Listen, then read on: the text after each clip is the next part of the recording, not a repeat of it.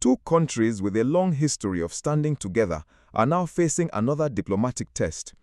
Nigeria's Senate has strongly condemned the latest wave of attacks against Nigerians and other African nationals in South Africa. But despite emotional calls for sanctions and tougher action, lawmakers stopped short of approving retaliatory measures. So why did the Senate choose diplomacy instead of confrontation? And what does this mean for Nigerians still living in South Africa? Before we continue, if you want factual updates on the biggest stories from Nigeria, Africa, and around the world, don't forget to like this video and subscribe to the channel. The latest debate followed renewed reports of xenophobic attacks targeting foreign nationals in South Africa. Nigerian lawmakers described the situation as deeply disturbing, especially because many of those affected are legally living and working in the country. The issue reached the Nigerian Senate through a motion presented by Senator Asuquo Ekpenyong, representing Cross River South.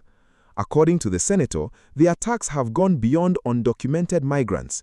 He said Nigerians with valid residence permits, work permits, and other legal immigration documents have reportedly been profiled, threatened, harassed, and forced from their homes by unauthorized vigilante groups. The Senate unanimously condemned the attacks. However, disagreement quickly emerged over how Nigeria should respond.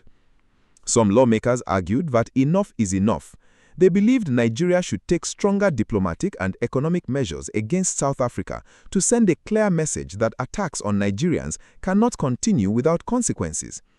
Others warned that cutting diplomatic ties or imposing retaliatory measures could create even bigger problems for both countries.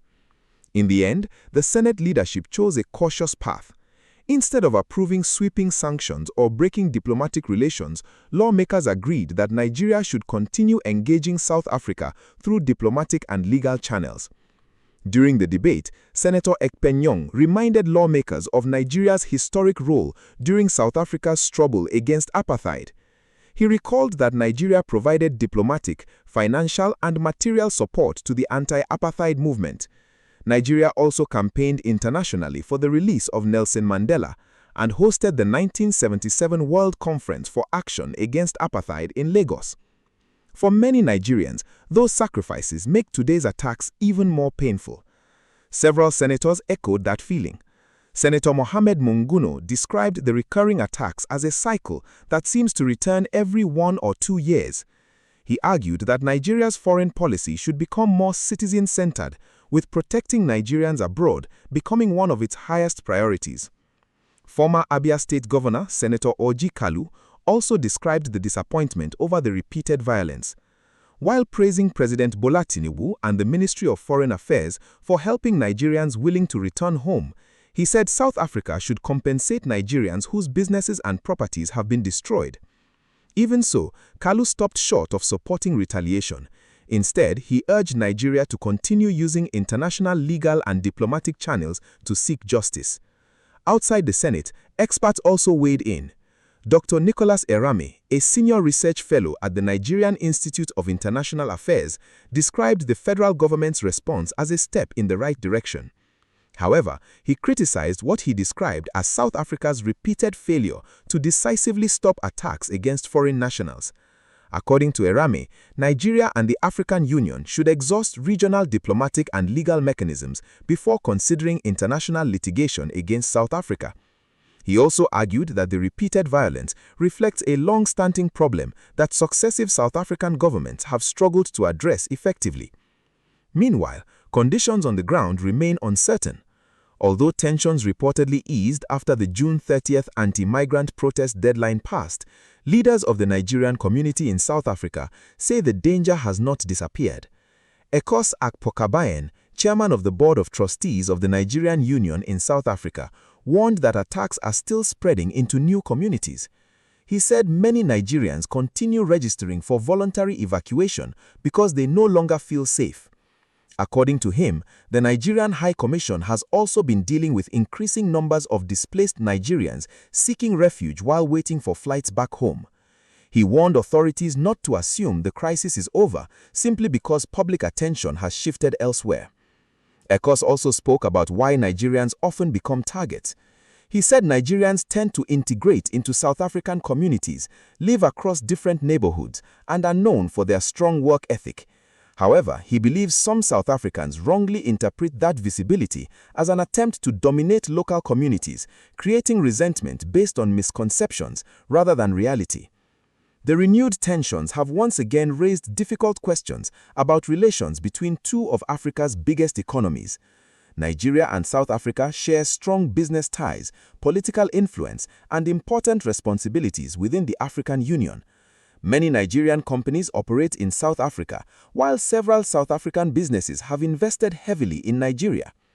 Because of these economic links, any major diplomatic breakdown could affect trade, investment, employment, and ordinary citizens in both countries. That is one reason why many lawmakers argued for caution instead of immediate retaliation. For Nigerians living in South Africa, however, diplomacy alone may not provide immediate reassurance.